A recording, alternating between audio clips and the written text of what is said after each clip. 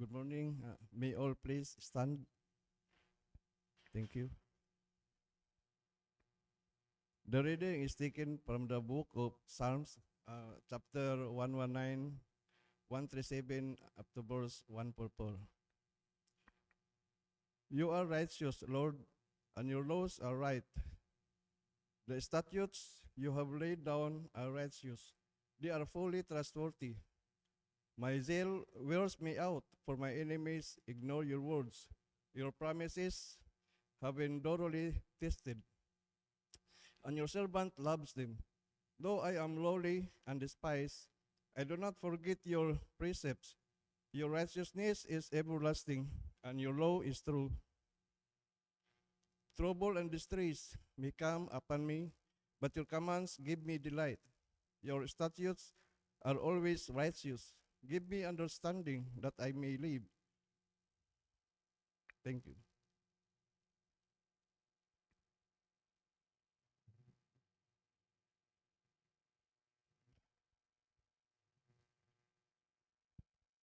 Amen. Purihin po ang Panginoon sa pagbasa ng kanyang salita. At tayo ngayon sa umagang ito ay, of course, narito tayo dahil ang dahilan ay para bigyan natin ng kapurihan ang ating Panginoon sa kanyang mga kahangahangang ginawa sa ating mga buhay. Siyempre, napakaraming kahangahangang ginagawa ang Panginoon sa ating mga buhay. Una na nga po dyan, yung pagising natin sa umaga, andun yung ating kalakasan ng ating mga buhay. At andyan din yung mga pagpapala niya. Yung mga pagpapala niya, meron tayong food in our table. Ganun din naman, andyan din yung pagpapala niya sa ating mga trabaho. Binibigyan niya tayo ng blessing.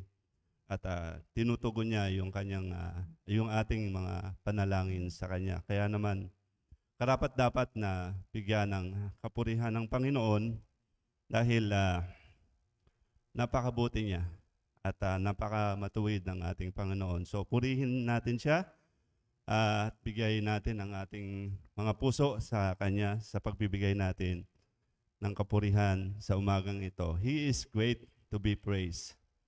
Amen.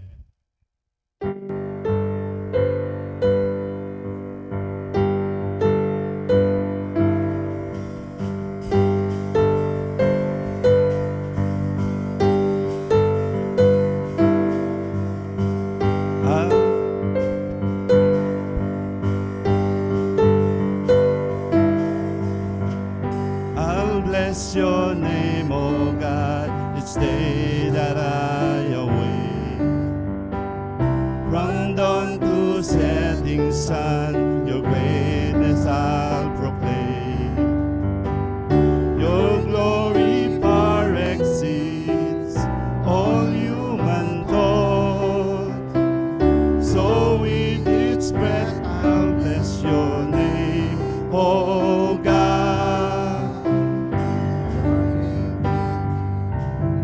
My children yet to come, as generation sings of wonders you have done.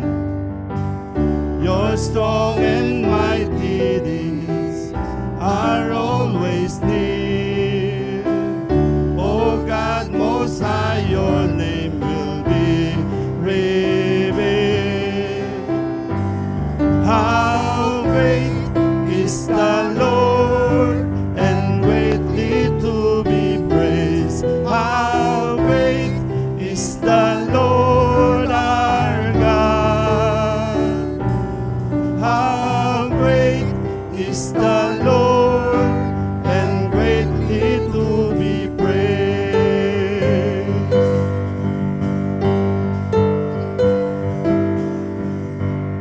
Your gracious hands provides for all human way. Your mercy runs to find the helpless and the weak. When we call out to you, you hear our cries, and all our needs your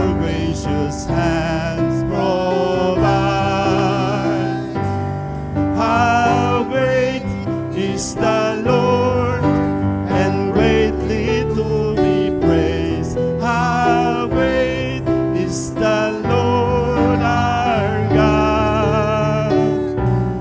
How great is the Lord, and greatly to be praised.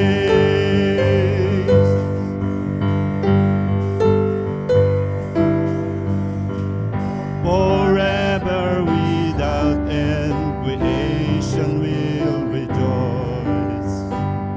When works of wicked men you finally destroy, your power will proclaim till Christ descends, and you will reign forever without end. How great is the Lord, and greatly to be praised. How great is the Lord our God.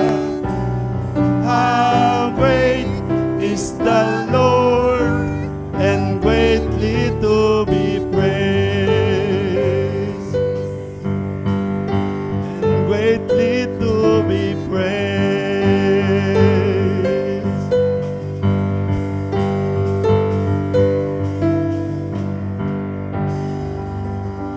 Amen. Amen.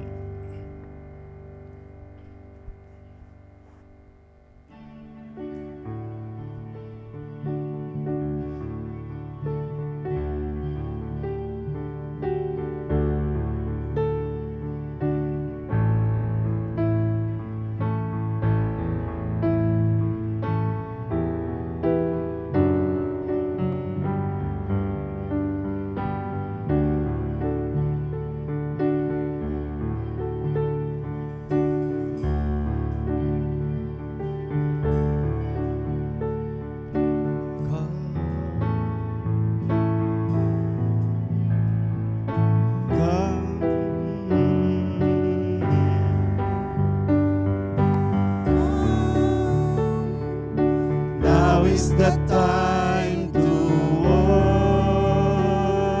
worship God. Now is the time to give your heart. Come just as you are to worship.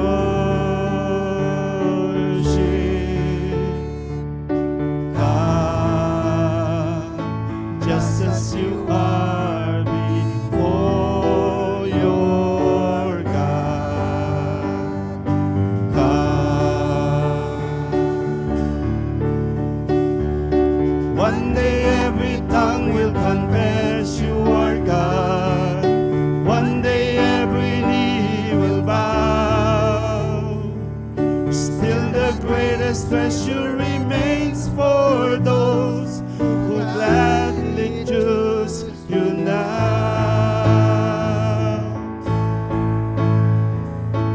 Come, now is the time to worship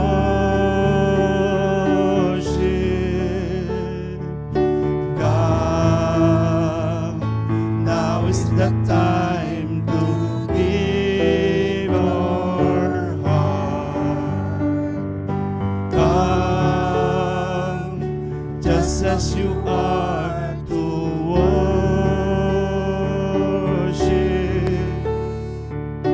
Come, just as you are before your God.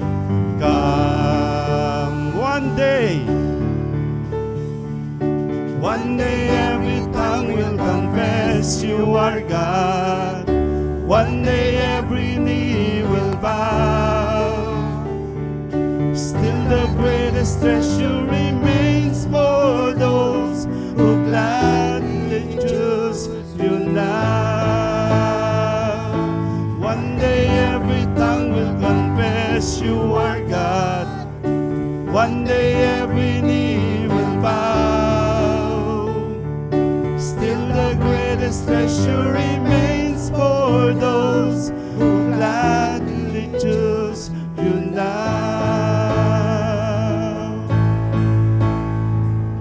Come, now is the time to worship. Come,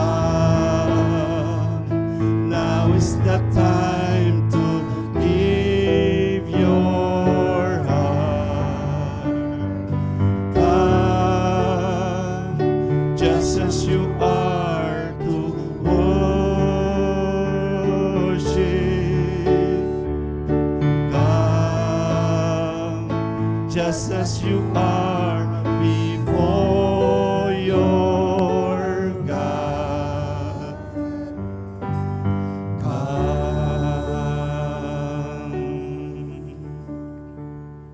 Tayo'y makakabuo muna habang patuloy tayong nagbibigay pagsamba sa ating Panginoon. He is our Majesty and He is greatly to be praised and to be worshipped.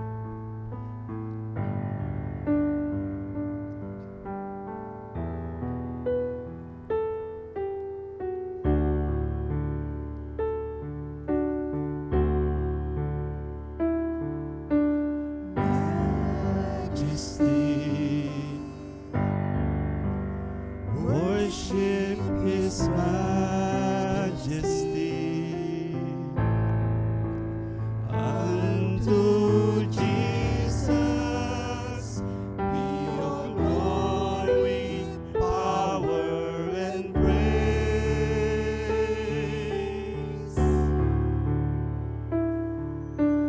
Majesty,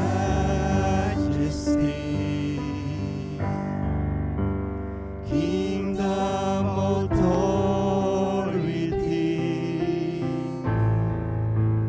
flows from His throne unto His own, His anthem raise. So exalt, lift up on high the name of Jesus. Magnify, come glorify Christ Jesus the King.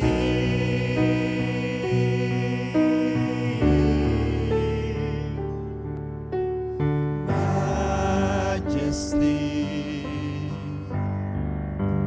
worship His majesty. Jesus who died, now glorified, King of all kings.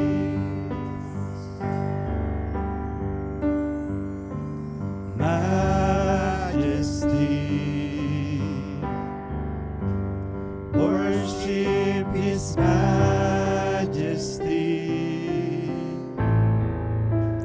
Unto Jesus be all glory, power, and praise.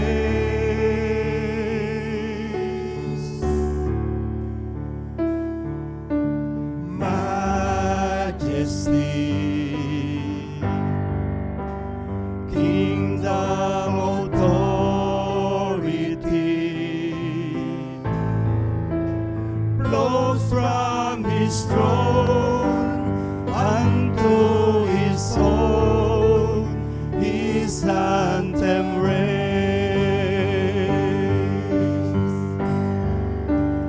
So exalt, lift up on high the name of Jesus. Magnify, come glorify Christ Jesus the King.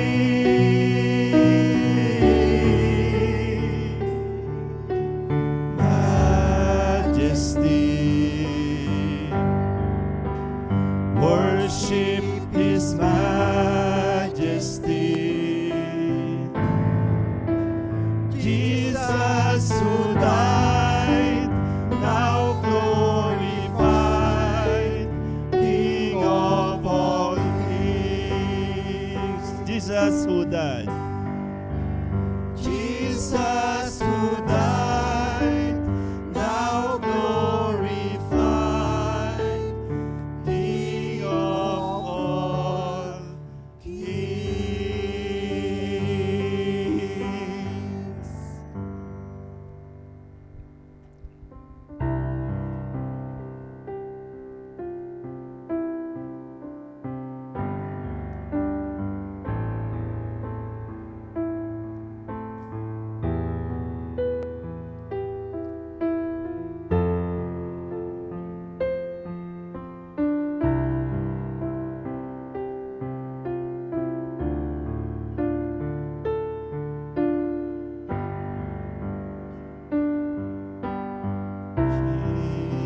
Jesus, God's righteousness revealed.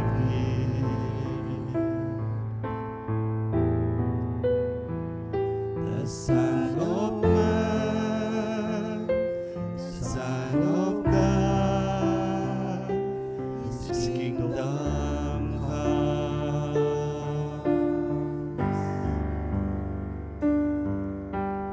Jesus, redemption sacrifice,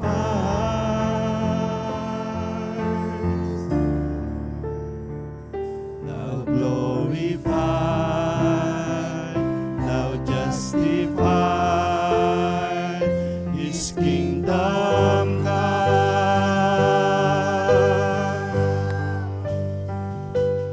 and His kingdom will know no end, and its glory shall know no bounds. For the majesty and power of this kingdom of kings has come, and this kingdom's reign, and this kingdom's rule, and this kingdom's power and authority.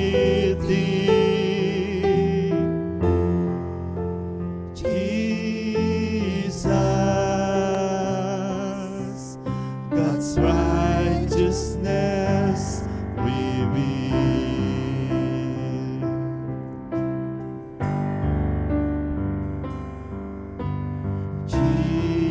Jesus, the expressions of God's love, the grace of God, the Word of God revealed to us.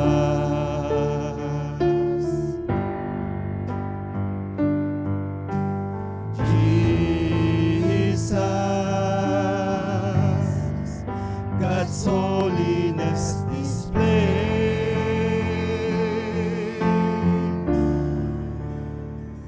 now glorified, now justified,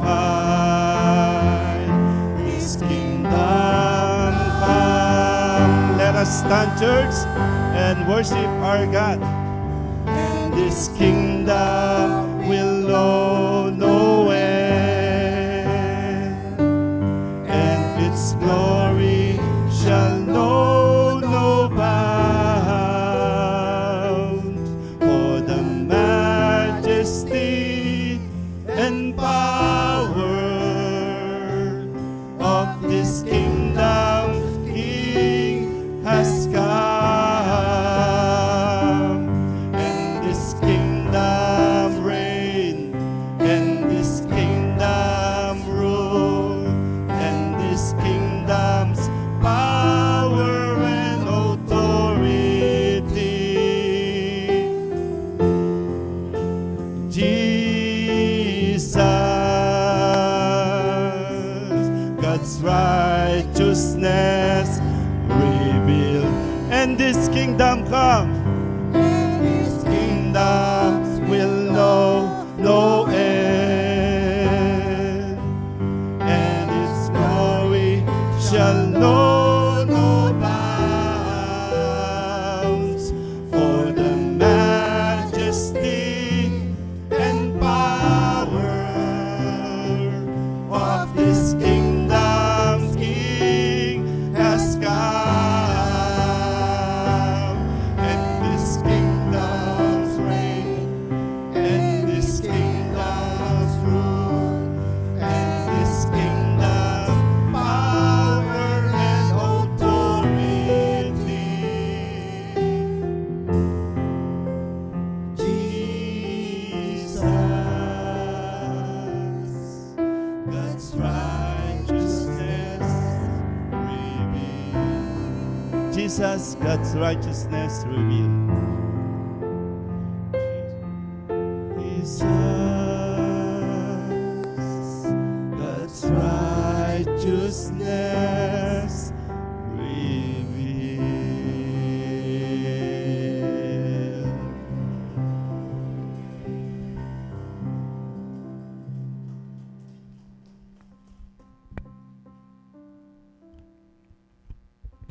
Makakaupo na po tayo. But let's remain in the attitude of worship. Samahan po ninyo ko sa ating panalangin. Lord, we thank you for the privilege of being here, coming into your presence, honoring you, praising you, and lifting your holy name. We rejoice, Lord, that this is the day that you have made, that we will rejoice and be glad in it. We rejoice, Lord, because once we were lost, but now we are found. We rejoice, Lord, because once we were blind, but now we see. We rejoice, Lord, because once we were our way to hell, but now we are on our way to heaven. Lord, we rejoice because your love has redeemed us from destruction and has filled us with your righteousness. We rejoice, Lord, today because you promised to never leave us nor forsake us. Nagpapasalamat po kami, Panginoon, ng inyong Espiritu na nasa amin ay mas makapangyarihan kaysa Espiritu na nasa sanlibutan.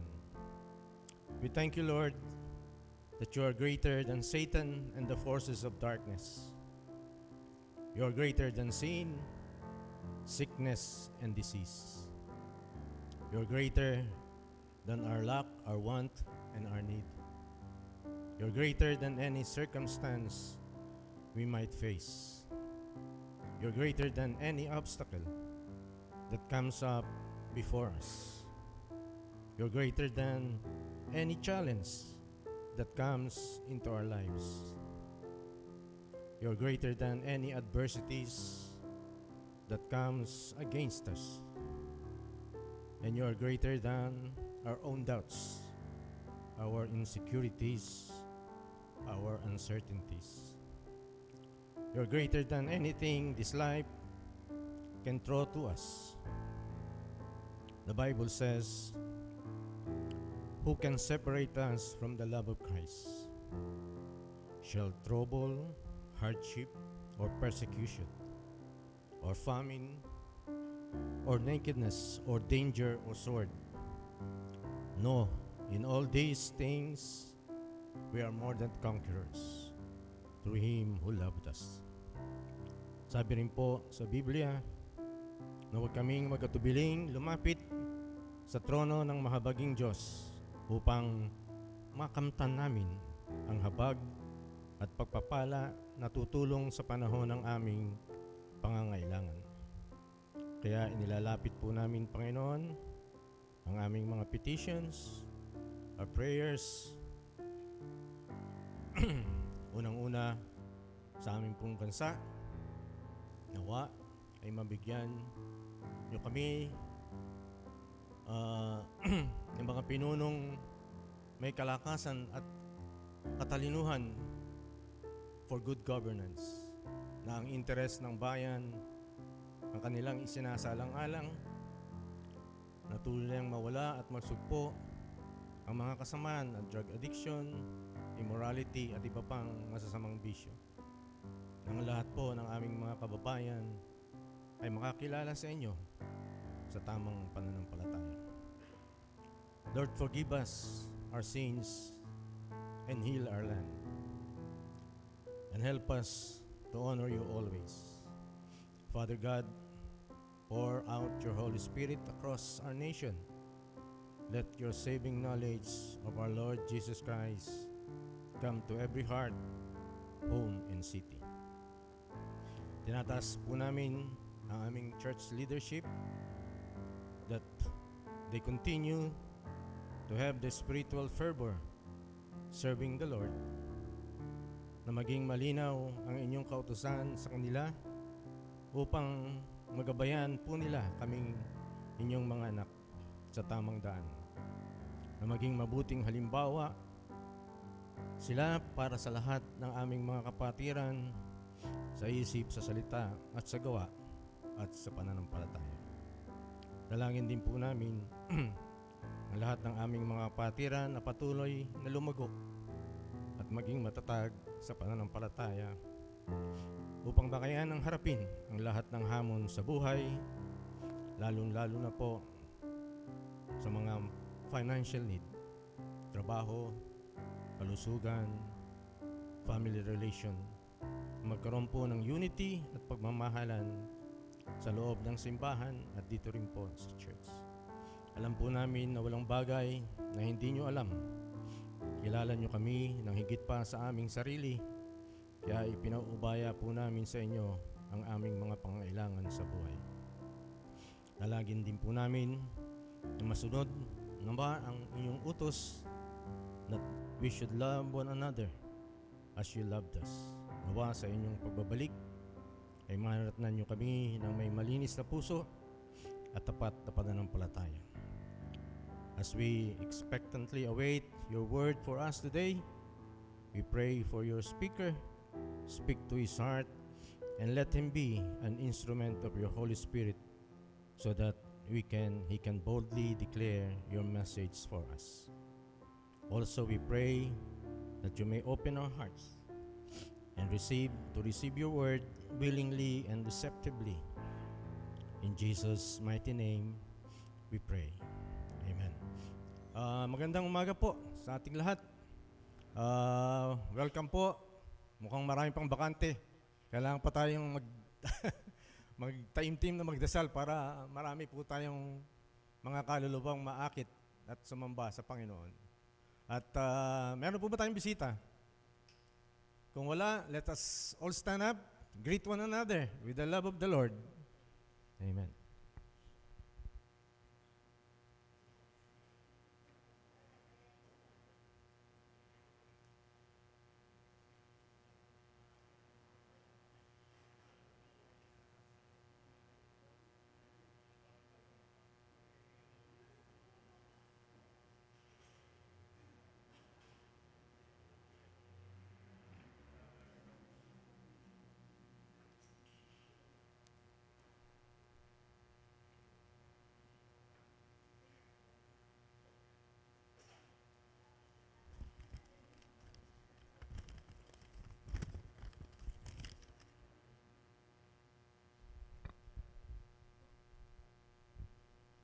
Dumako po tayo sa ating tithes and offering.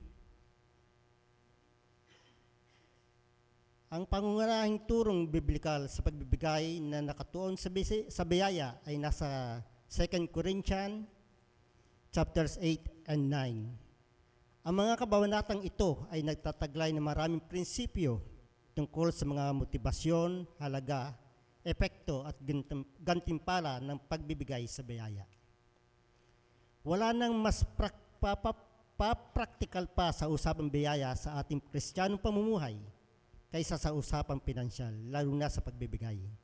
Ang pagbibigay sa ilalim ng kautusan ay sapilitang nangangailangan ng iba't ibang uri ng ikapo at handog. Sa ilalim ng lumang tipan, ang mga mananampalataya ay nagbibigay upang pagpalain. Sa ilalim ng bagong tipan, ang mga mananampalataya sa biyaya ay nagbibigay dahil sila ay pinagpala. Pinalaya tayo ni Jesus mula sa mga hinihingi ng kautusan upang tayo ay makatugon sa kanyang kahangang regalo ng buhay na walang hanggan. Inaanyayahan po ang ating dalawang leader na ipasa ang offering bag.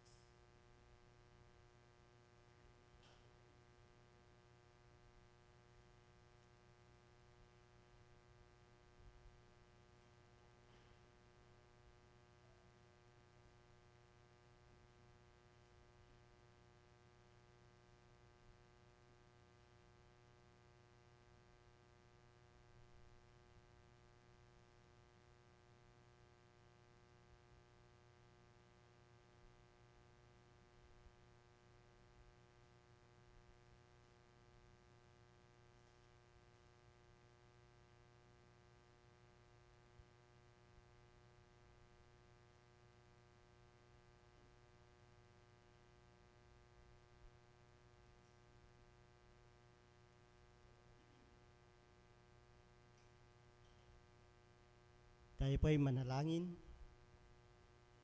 O Diyos na aming Ama at Panginoon, nasa inyo pong harapan ang aming pong kaloob. Basbasan niyo po ito at pagpalain para magamit sa mga gawain ng Iglesia, sa pagpapahayag at pagpapalaganap ng inyong mga salita. Pagpalain niyo po ang mga kapatiran na nagkaloob nito sa kanilang mga trabaho. Ang mga negosyo po ay lalong palaguin. Ito po ang aming samot dalangin sa pangalan ni Jesus na aming Panginoon at Tagapagligtas at manunubos. Amen.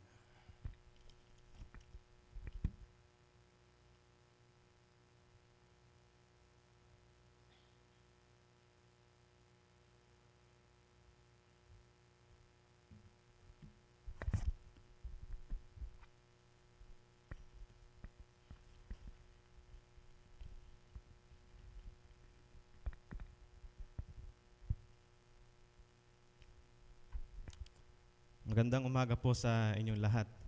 At ako po ay natutuwa sapagkat kapag nakikita ko po kayo, ay nakikita ko na nagiging mas lalong matatag ang bawat isa sa paglipas ng mga panahon.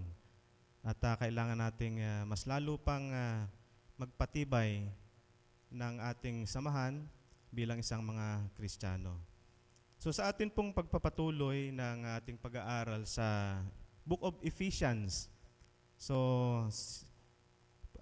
sino na po ang nakapagbasa na ng buong Book of Ephesians? Ayun, si Doc, si Kuya Cesar. Magandang basahin ito dahil napakaraming mahalagang bagay o katuruan ang Panginoong Hesus dito sa magitan ni Pablo. So, ang Book of Ephesians ay, kung mapapansin natin, nahati sa dalawang bahagi. Yung unang bahagi ay patungkol, yung unang 3 chapters ng Ephesians ay patungkol dun sa mga doctrine na katuruan ng ating Panginoon tungkol sa mga kabutihan, yung biyaya ng ating Panginoong Hesus sa atin, yung patungkol sa pananampalataya natin. At yung sa last 4 to 6 chapters, yun naman yung tumutukoy dun sa ating application. Kung mapapansin niyo po, yung si Pablo kapag sumulat siya, ay may pattern. Yung una, gumagawa siya ng argument patungkol sa katotohanan, at yung second part Yun yung paano natin ipapamuhay yung tinuturo niya sa pagiging Kristiyano. Yung practical. So makikita natin na there is a pattern kung paano sumusulat si Pablo. Ini-establish muna niya yung tamang katuruan at pagkatapos ibinabahagi niya kung paano natin ito ginagawa. So dako tayo sa chapter 4. Ang ating pag-aaralan ngayon ay chapter 4 ng Efeso. Kung meron po kayong mga Bible, pwede po nating basahin dahil hindi ko po lahat maifa-flash dito yung mga verses na aking tatalakayin. So, maraming Kristiyano ang gustong mamuhay ng marangya, ng masaganang buhay. Lahat tayo ay gusto ng masagana at marangyang buhay. Yung iba naman gusto simple. Halimbawa, habang tumatanda tayo, gusto natin yung pasimple ng pasimple. Minsan, gusto natin na lumipat na lang sa probinsya para mas mapayapa doon. O kaya, nag-a-abroad tayo para sa ating retirement. No? Ang alam kong retirement na bansa ay New Zealand. At marami pang iba. Pero, ano man ang gusto nating maging buhay, huwag nating kalilimutan yung pinaka-priority natin. Kung anong klase ng pamumuhay ang gusto ng ating Ama. What kind of life God wanted us to live? It is a life worthy of God's calling. Kaya ang ating title ng ating topic natin ngayon ay A Life Worthy of God's Calling. Ang buhay na karapat-dapat ayon sa pagkatawag sa atin. So dako tayo sa verse 1. Basahin ko po. Therefore, I, the prisoner of the Lord, urge you to walk in a manner worthy of the calling with which you have been called. So, isa-isahin po natin, Therefore, ibig sabihin, meron si Paul na binabanggit dun sa first part bago niya ito sabihin. So, parang sinasabi natin, in light of this, as a result, kaya niya nasasabi ito, the prisoner of the Lord urge you. So, ano po yung urge? Magandang pag-aralan po natin yung mga term na binabanggit yan ni Paul.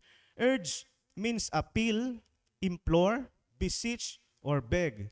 Sa Tagalog is pakiusap. Binasa ko po sa Tagalog na version is pakiusap. Pero hindi po ito yung normal na pakiusap ni Paul na parang sinasabi, halimbawa, sige na po, bili na kayo ng paninda ko. Hindi po yon. Ang pakiusap na sinasabi ni Paul is yung may pagmamalasakit at pagmamahal bilang Panginoon, bilang kapatid kay Kristo. Parang sinasabi niya na, come along. Hali kayo, samahan niyo ako. Kasi siya mismo, ginagawa niya yung ituturo niya. Hali kayo, samahan niyo ako, kapatid ko kayo. So, yun yung urge. At I urge you to walk. Yan, walk. Ano yung walk? Yung sinasabing walk is yung conduct, yung lifestyle, manners, yung kung paano ka kumilos, gumalaw, not as physical, but yung inner being mo. Behavior, pamumuhay mo araw-araw. So yung walk, kasi ang life is a journey, di ba? Naglalakad ka. So kung paano ka mamuhay, ito yung walk na sinasabi in relation sa mundong ito. At ngayon, nais kong bigyan diin yung the word worthy. Sabi rito, urge you to walk in a manner worthy of the calling with which you have been called. Kasi ito yung keyword natin worthy. Ito kasi yung gusto ng Panginoon, ang gusto na ni Paul na itinuturo sa atin, sa mga taga-Ephesians. Mamuhay kayo ng naayon or karapat-dapat sa inyong pagkatawag. So, yung worthy, kung kukunin natin sa salitang Griego, ay axios. So, worthy ay axios sa Griego. It means weighing as much as or like value or worth as much. Kapareho, kabigat. merong tinatawag na weighing scale nung mga panahon eh. Ipa-flash ko dito yung kung anong klase yan. Nakakita na po ba kayo ng ganyan? Hindi pa. Pero ito po ang ginagamit noong unang panahon, ng panahon ni Pablo. So ang sistema niyan, kung gusto mong malaman yung kilo ng isang bagay, ba nagbebenta ka, merong ilalagay dito na measured value na. Alam mo ito, 100 kilogram, pag nilagay mo dyan. Pag nilagyan mo yan, pag nagbalanse yan, yan po ay tinatawag na worthy. Yung balancing the scale. No? So, it means weighing as much as or like value. Pareho ang value when it comes to weight. So the believer who walks in a manner worthy of the calling with which he has been called is one whose daily living corresponds to his blessed position as a child of God and fellow heir with Jesus Christ. Remember sa first, 2nd, 3rd Ephesians, kung babasahin po natin, puno ng biyaya ng Diyos na nangyari sa atin, ang binigay sa atin. Pag binasa po ninyo yan, na kung saan dito po tayo tinawag, na we have been blessed with every spiritual gift. Binigyan tayo ng lahat ng kailangan nating spiritual gift para makapamuhay tayo na nangaayon sa salita ng Diyos. He chose us in Christ to be holy and blameless. Tinawag tayo para maging banal. Walang dungis.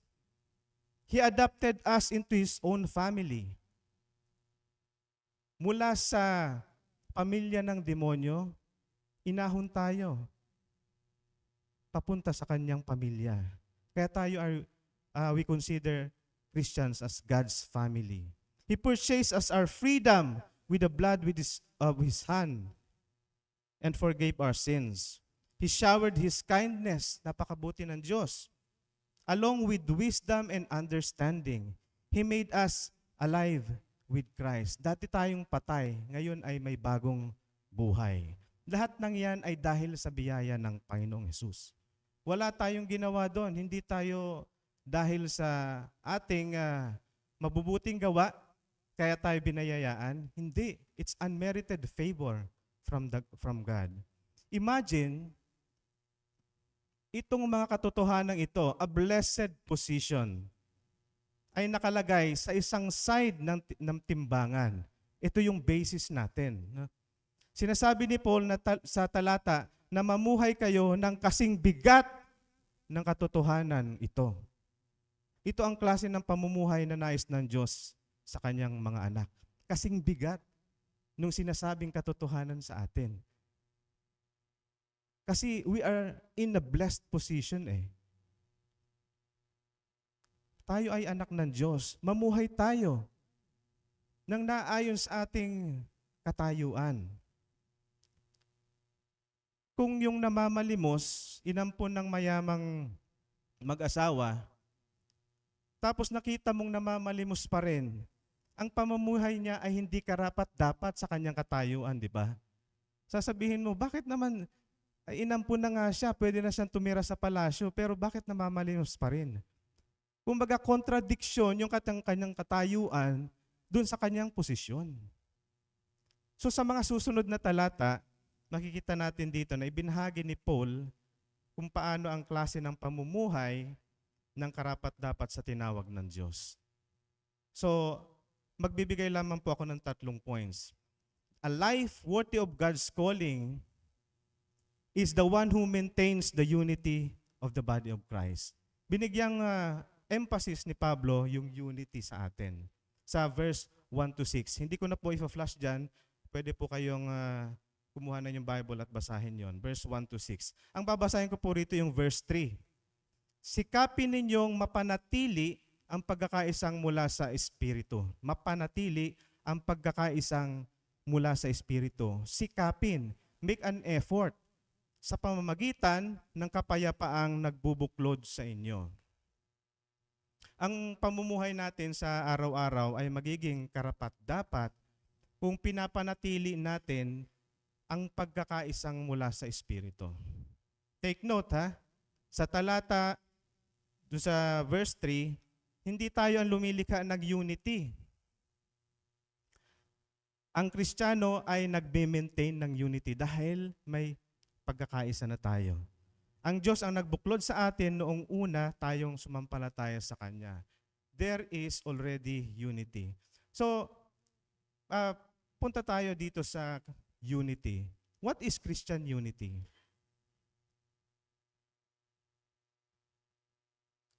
It is not unanimity.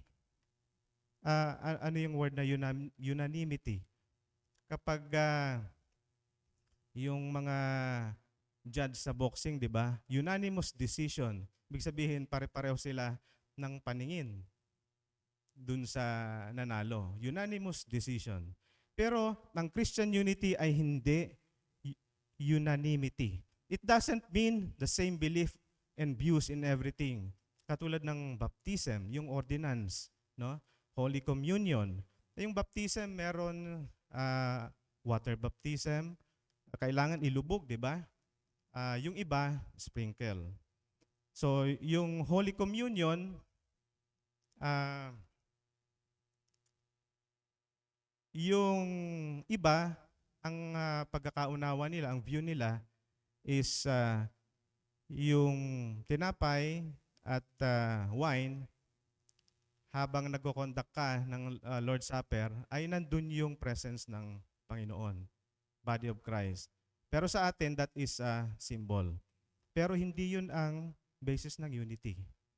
Yung iba, yung future events, ng mid-trib, post-trib, at pre-trib. So, it is not unanimity, it is not uniformity. For instance, yung in terms ng building structure, no? Hindi naman pare-pareho dapat. Hindi ibig sabihin na iba-iba ang design ng building mo, wala na kayong pagkakaisa. Hindi yun ang basis ng unity ng pagiging Kristiyano. Yung iba kasi, binabase nila sa same design. Nakita na kayo ng matataas na matutulis na pare-pareho. Kahit saan ka magpunta na lugar, ganun yung design nila. No? So, hindi ito uniformity sa schedule and activities and corporate worship. Hindi pare-parehong 9 o'clock, hindi pare-parehong 10 o'clock. Yon. Para maunawaan natin. Even sa name ng church, iba-iba. Kaya may nagtatanong sa akin, bakit ang mga Kristiyano ay walang pagkakaisa? Iba-iba ang pangalan, iba-iba ang denomination. Pero hindi yun ang basis ng unity natin. Christian unity is unity in major doctrine, yung salvation natin. Like for example, doctrine of God, doctrine of Trinity, yan. And unity in goals and objectives. Isa lang naman ang natin, goals and objectives ng church to fulfill the Great Commission. So parang different cars yan na bumabiyahe sa nagmula sa iba't ibang location, pero ang destination niya ay halimbawa Manila. Yun lang yung destination nila. Isa lang yung purpose, isa lang yung objectives. Ngayon, ano yung basis of unity? So mababasa natin sa verse 4 to 6, kayo na lang po magbasa niyan, pero babasahin ko po sa Tagalog. May iisang katawan at iisang espiritu, kung paanong may iisang pag-asa na para doon kayo tinawag ng Diyos. Verse 5, may iisang Panginoon, iisang pananampalataya, at iisang bautismo. Iisang Diyos at Ama ng ating lahat. Siya ay higit sa lahat, kumikilos sa lahat, at nananatili sa lahat. Ang basihan ng pagkakaisa ng mga Kristiyano ay dahil dito, there is one body. We are part of the body. Kasama nung tinanggap natin ang Panginoong Jesus, we are included in the body of Christ. Ito yung universal church. So kasama natin kahit sa Africa, kung Kristiyano sila, tinanggap nila si Jesus bilang Panginoon tagapagligtas, they are part of the body. Isang katawan lang tayo, the believers. Pangalawa, yung one spirit refers to the Holy Spirit who indwells the believers. Isa lang ang nag-i-indwell sa ating spirito, ang banal na spirito. Isang pag-asa refers to the common hope. Isa lang naman ang ultimate hope natin, yung makasama ang Panginoon sa langit. Kapag dumating ang second coming, tayo ay isasama papunta sa langit. Yun yung pag-asa natin, no? And one Lord refers to Jesus Christ, the head of the church. Ang lahat ng mga churches ay isa lang ang ulo. Ito yung Panginoong Jesus. Yun ang nasusunod, hindi ang mga leaders. So, ang pagkakaisa ay ang basis niyan ay isa yung ang ating Panginoon, iisa lang, no? At yung one faith, yung isang pananampalataya refers to the faith in Jesus Christ, in Christ our Savior, that save us, and faith that we exercise in Jesus in a Christian walk. So, one baptism. Ito yung baptism na ito yung spirit baptism. Ito yung nangyari, that is our experience when we accepted during at time of conversion. Ito yung old self na crucified sa atin at tayo ay binigyang ng bagong buhay. We are made alive in Christ. At ang pito, one God and Father of all. Ang mga believers ay sumasamba sa isang Diyos at Father. Isa lang ang Ama natin, hindi marami. Halimbawa, ang Father na sinasamba ng Baptist ay isa lang, katulad ng sinasamba natin, no? At parang isang family yan na isa lang ang tatay. Di ba nga sa The Lord's Prayer, ang tayo ay nananalangin sa Ama, Heavenly Father. So, meron tayong isang Ama lang. Lahat ng mga Kristiyano ay may isang Ama lang. So, mapapansin natin dito, yung basis of unity ay 7. Sabi nga, yung 7 ay perfect number. So, with this basis, tayo ay may pagkakaisa, no? Ito ang basihan ng pagkakaisa ng iglesia. At ito ay mas malakas kaysa sa anumang potential na difference natin. Na porque magkakaiba yung views natin sa ganitong bagay, wala nang pagkakaisa. Hindi yon. Pag ito ang basis natin ng unity, magkakaroon ng peace, ng kapayapaan. So how do we maintain the unity na kailangan natin? We are responsible to maintain the unity. Through the band of peace, it is lovingly tolerate each other. Even there's the differences. Ang kapayapaan ang nagbubuklod sa atin sa pagkakaisa. No? So, kung may pagkakaisa, kung may kapayapaan, mayroong pagkakaisa. So babasahin ko sa verse 2, kayo'y maging mapagpakumbaba, mahinahon at matiyaga. Magparaya kayo dahil sa inyong pagmamahal sa isa't isa, sikapin ninyong mapanatili ang pagkakaisang mula sa Espiritu sa pamagitan ng kapayapaang nagbubuklod sa inyo. Pwede po ba nating basahin sa English? Sino po nakakita? Yung malakas ang boses. Para makita lang natin, kung yung mga word na English, magpapakumbaba, mahinahon at matyaga. Verse 2 to 3. Ayan. Sino pong makakabasa? English.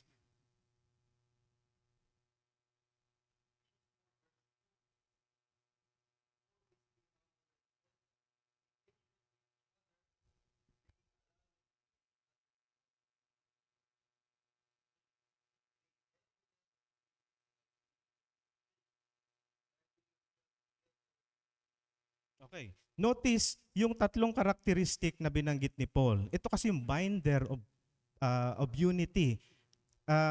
Kapag na-exercise natin ito, magkakaroon ng kapayapaan. And then, kapag may kapayapaan, may unity. First is humility. Paul tells us that we should completely be humble in our daily lives. So, bawat araw, kailangan natin, sinasabi ni Paul, na magpakumbaba tayo. This is the opposite of pride. Kaya kapag Kristiyano na tayo, ay we are included in the body of Christ, ay wala nang lugar o room ang pride sa atin. Meron pa po bang kahit minsan ay na-exercise natin yung pride natin? Hindi po ito kasama sa ating buhay Kristiyano. Kailangan nating magpakumbaba. No? That's why pride has no room for believers. On the other hand, believers should not promote false humility. Pride promotes disunity. No? Pag may pride kasi, nagkakaroon ng disunity. Ako ang dapat ganyan. Ako ang dapat masunod. Disunity sa lahat ng aspeto. So, may example po ako. May dalawang nagkasalubong sa isang one-lane bridge. No? Dalawang tupa. At hindi sila magka-move on. Hindi sila makatuloy na lumabas doon sa bridge dahil hindi sila kasya Hindi pwede yung dalawa.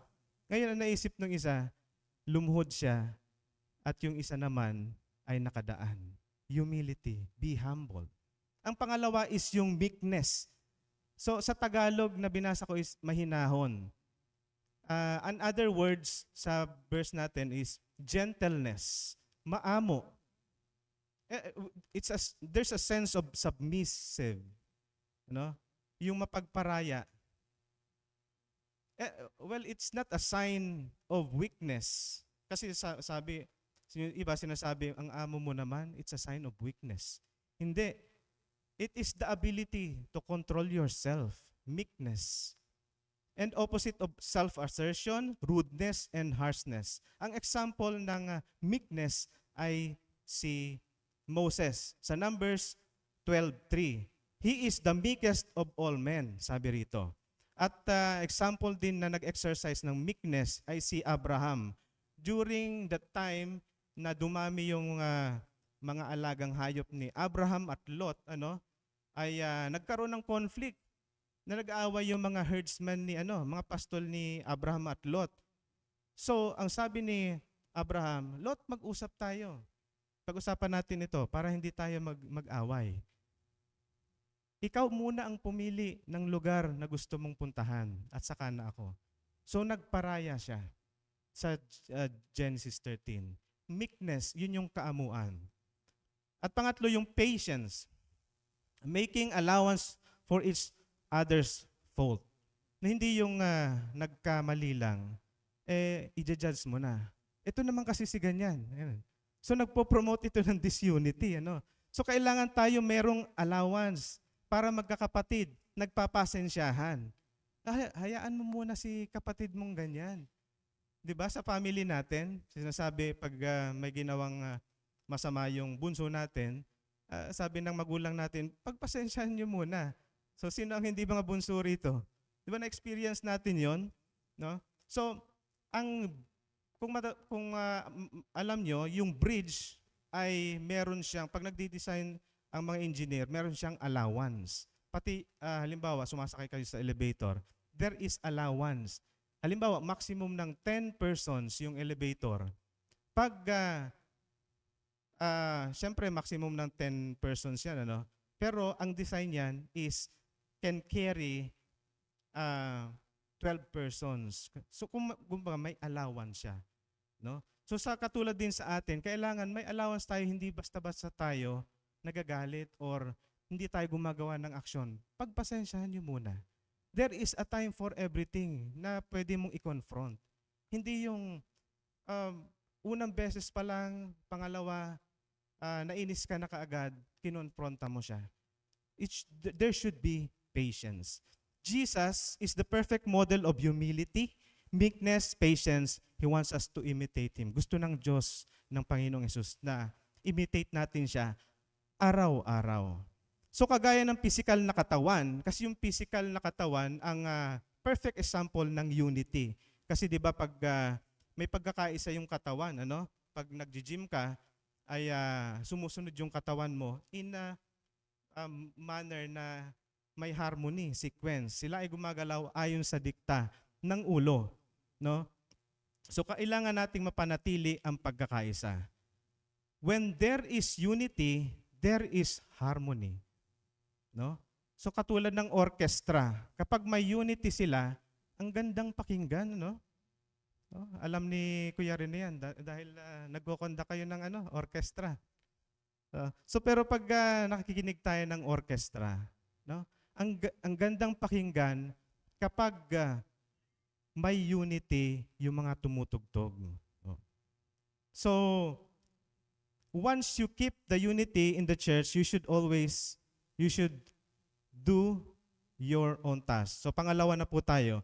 A life worthy of God's calling is the one who is a good steward of spiritual gift. Verse 7 to 16. So babasahin ko lang po sa verse 7. However, He has given each one of us a special gift through the generosity of Christ. And then sa verse 16, He makes the whole body fit together perfectly, as each part does gumagawa its own special work. It helps the other parts grow so that the whole body is healthy and growing full of love. Ang bawat isa ay binibigyan ng tanging kaloob or binigyan ng tanging kaloob upang gampanan ang ating espesyal na trabaho. No? Sa katawan ni Kristo, ang iglesia. So, nabasa ko nga ito dun sa NLT devotional version na giving a unique giftedness to each of one has eliminated the need for competition and decisiveness.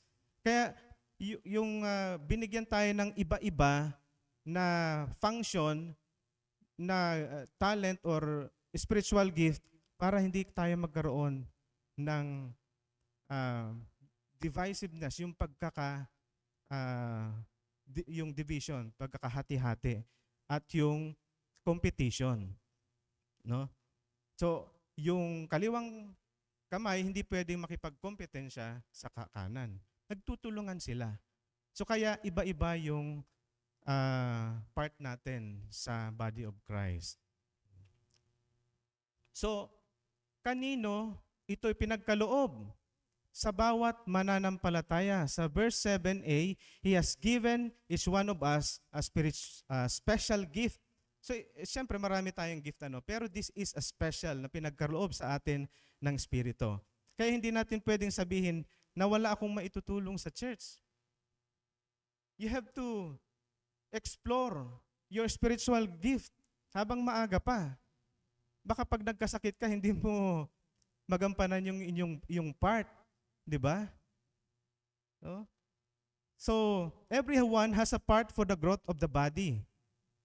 Pray and explore it. So, paano ito pinagkaloob? Sa verse 7b, ayon sa sukat, with a measure of the grace of God, binigay ni Kristo.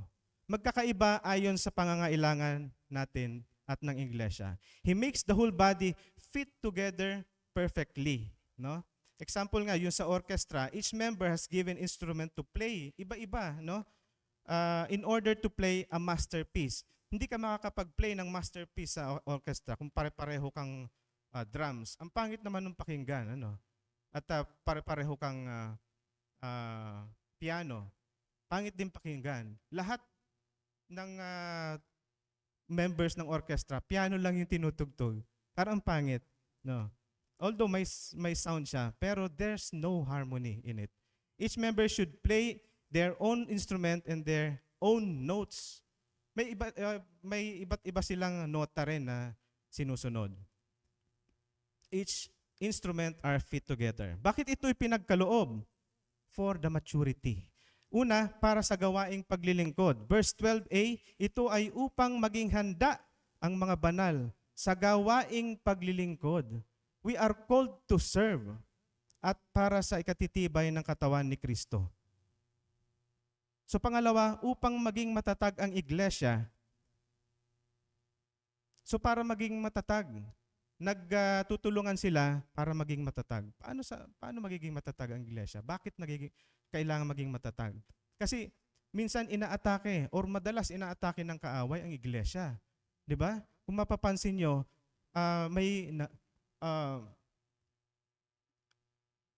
sa paglipas ng panahon, may mga nanggugulo at nakailangan na ma-deal natin yon perfectly. So, isang reason is yung may ibang katuruan, di ba? Laging ine-emphasize dito ni Pablo yung ibang katuruan, no? Kailangan mga matibay ang katawan para halimbawa mature ka na in the sense na alam mo yung doktrina natin. Pwede mo na siyang ma-confronta.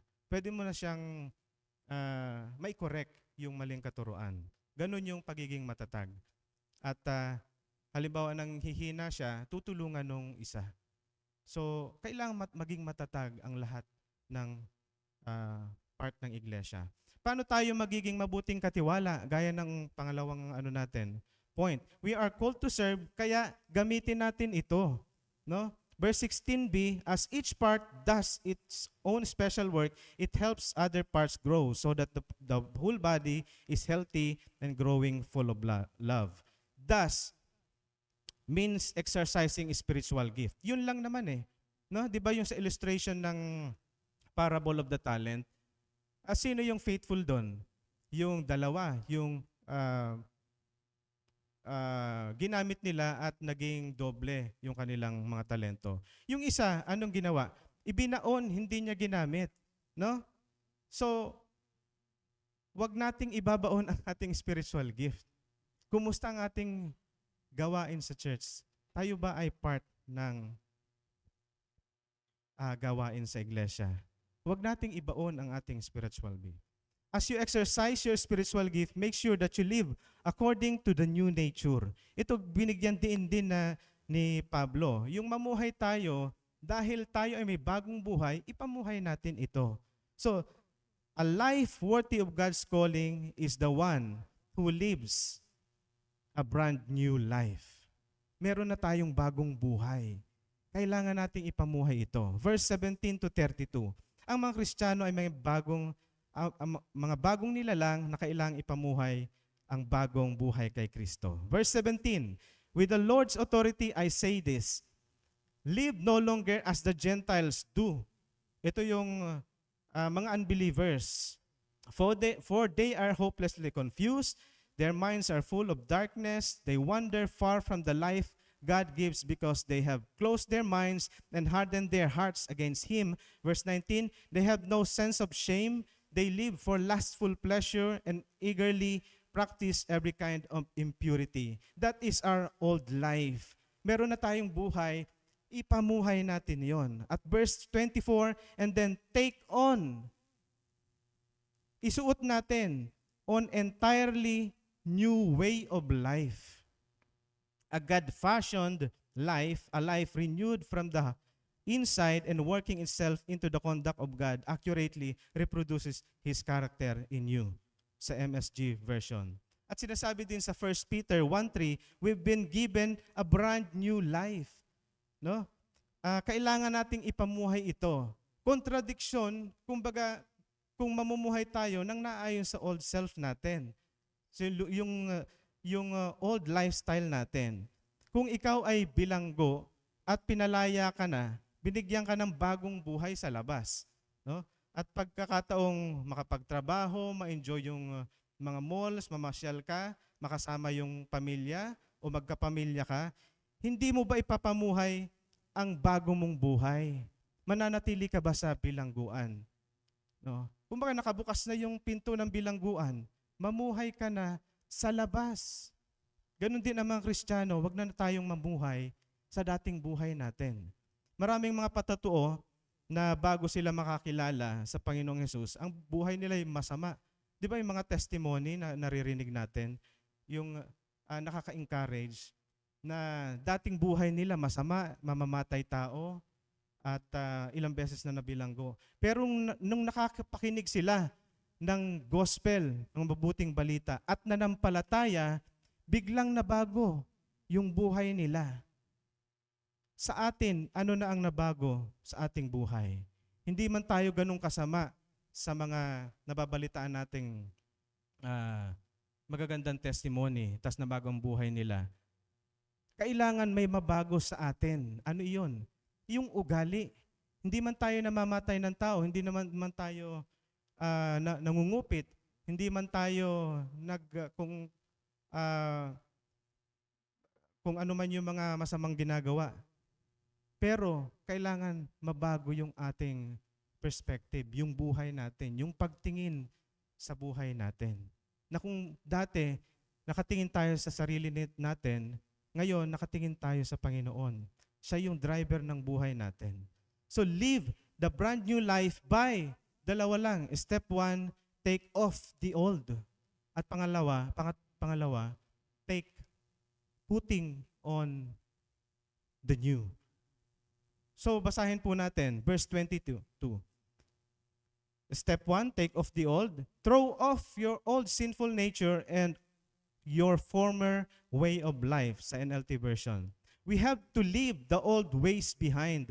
Kailangan nating iwanan yung dati nating pagkatao, yung dati nating pamumuhay. Di ba sabi sa 2 Corinthians 5:17, the old has gone, the new has come. So, pero hindi ito ibig sabihin na nawala na talaga yung ating old nature, no? Not in the sense na wala na yung old nature natin. Nandun pa rin. Ang ibig sabihin lang nito, halimbawa yung mga dating, nung unang panahon, may mga TV, no? Hindi pa naman flat TV, no? Tapos may comics pa. Tapos yung usong gupit. Ano ba yung mga usong gupit? May mga pamada. Yan na, makikinang. Tapos yung unang forma. Ngayon, 2023 na. Ano? Kailangan nating iwanan na yon. Pati yung mga cellphone na dikipad, iwanan na natin yon. Pero nandiyan pa rin, wag na nating balikan. Pwede kasi nating gamitin uli, pero nakalipas na yun eh. Yung dating buhay natin, nakalipas na. Pero nandiyan pa rin. Pero kailangan natin mag-move forward. So babasahin ko ito. Verse 25 to 31 para mabilis tayo. So, stop telling lies. Let us tell our neighbors the truth.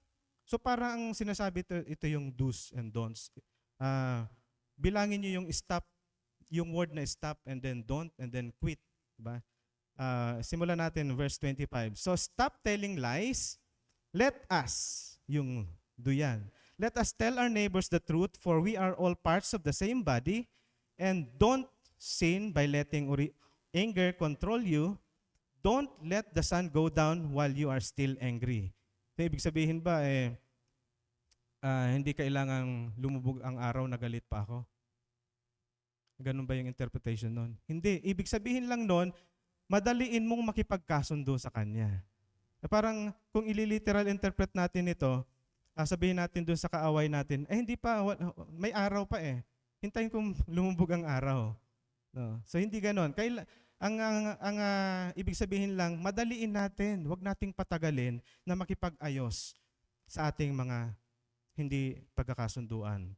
So verse 27, for anger gives a foothold to the devil. Kapag pinatagal natin ito, ay gagamitin na ito ng kaaway to control us. 28, if you are thief, quit. So nandyan yung stop, quit, don't.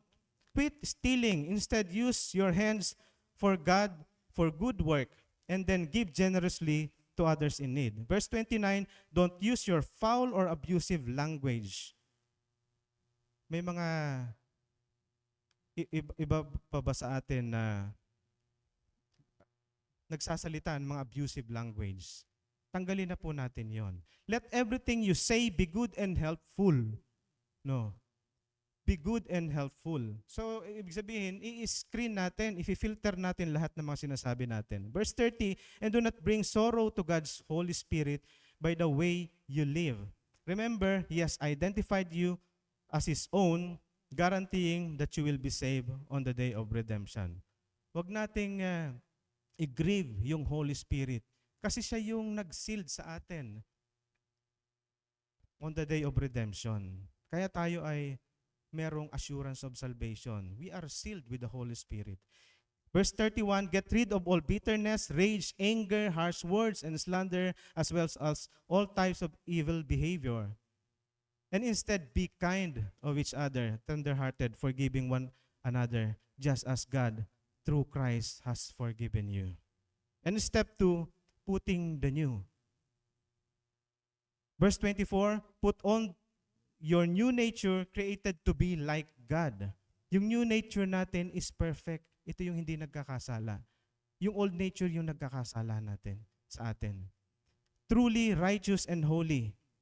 Verse 23, instead, let the Spirit renew your thoughts and attitudes. Hindi sapat ang hubarin natin yung ating lumang pagkatao. No?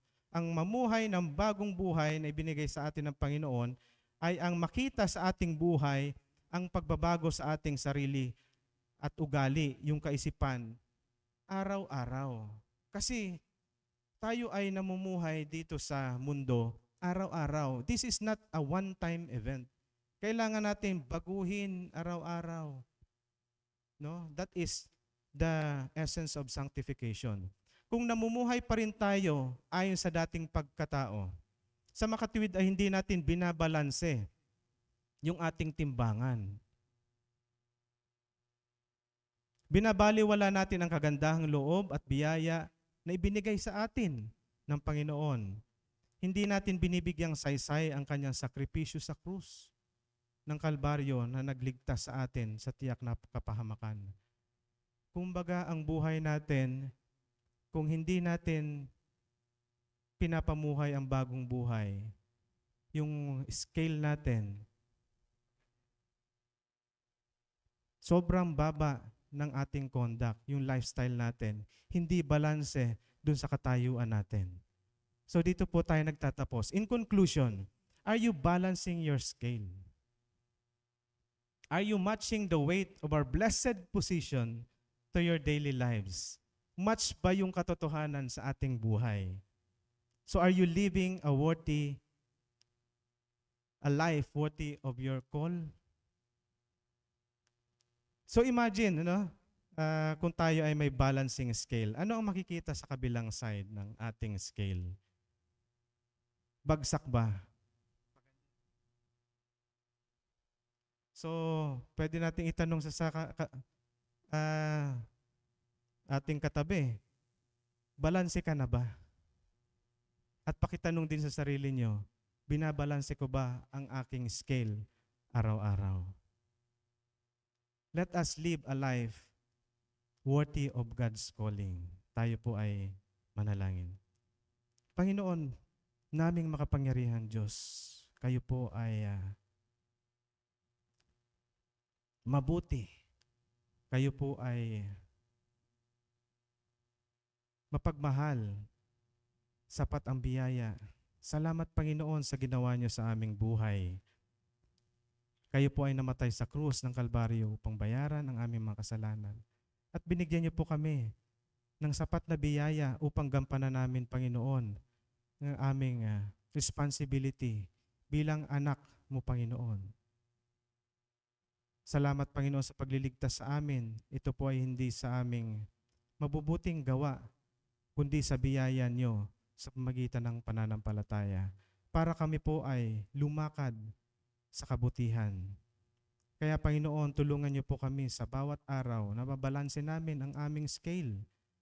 Kung ano po ang katayuan namin, nawa Panginoon, ayun din po ang aming buhay. Kaya nagpapasalamat po kami Panginoon sa inyo dahil binigyan niyo po kami ng bagong buhay. While yet we were sinners, you died for us. Kaya kayo po ay aming sinasamba, pinupuri at pinapasalamatan. Salamat Panginoon. Tayo po ay tumayong lahat para sa ating benediction. Sumainyo nawa ang pagpapala ng Panginoon. Ding ginawa ng Panginoon ang iyong mga panalangin. Bigyan kayo ng biyaya na sapat. Bigyan kayo ng kapayapaan at ang comfort ng nagmumula sa ating Panginoon, ngayon at magpakailanman. Pangalan ni Jesus. Amen. Tayo po ay makakaupo na.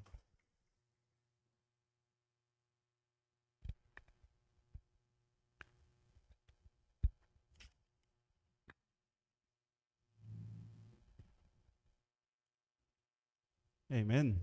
Salamat po sa paalala sa salita ng Panginoon sa umagang ito ng ating buhay ay worthy sa Panginoon sa pamamagitan ng pagkakaroon natin ng unity sa body of Christ at yung ating mga gifts kailangan nating magamit sa ating buhay, sa church, and pagkakaroon din natin ng bagong buhay na mula sa ating Panginoon.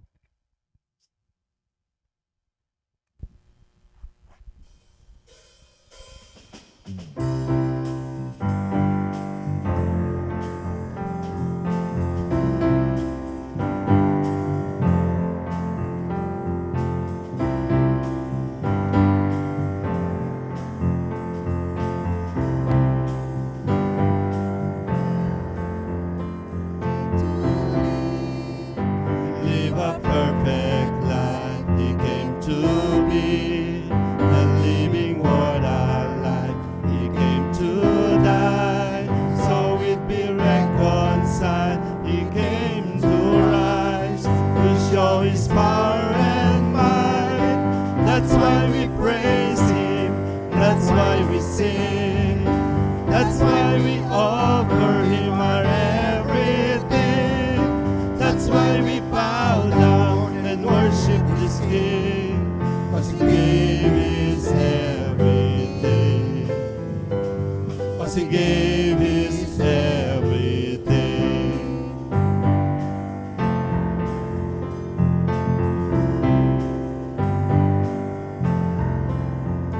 Came to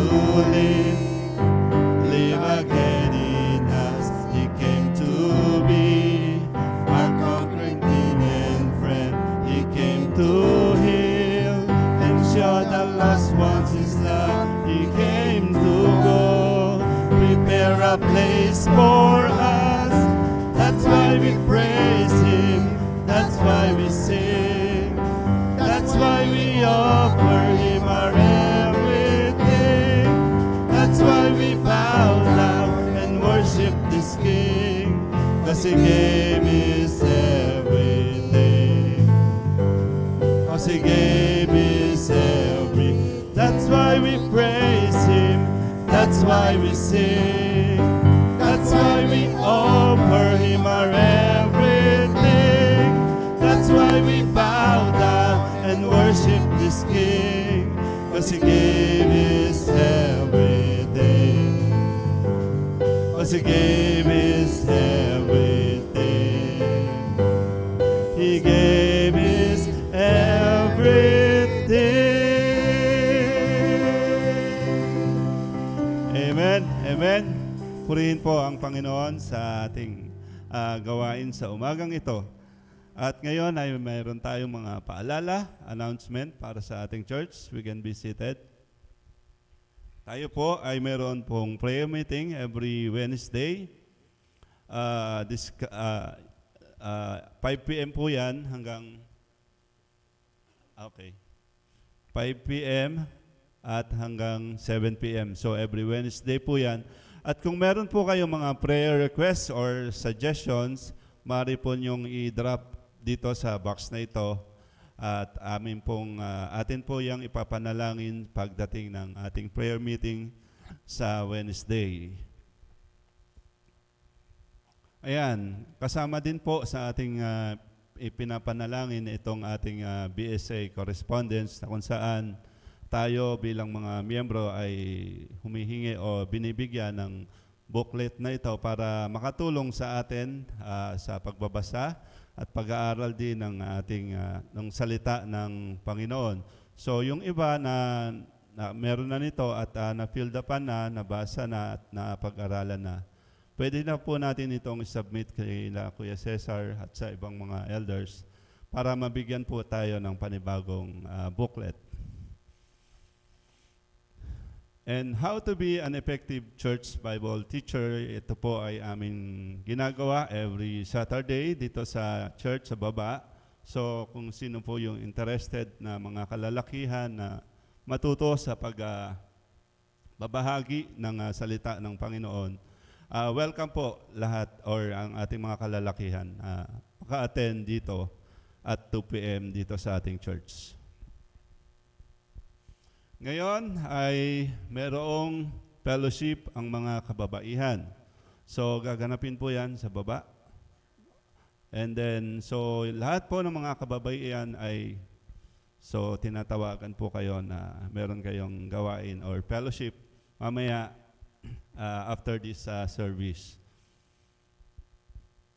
Next week, ang ating pong talakayin, ang ating mensahe ay patungkol naman po sa Ephesians 5, chapter 5. Dahil kanina po ay tinalakay ni Kuya Jan yung chapter 4 ng Ephesians.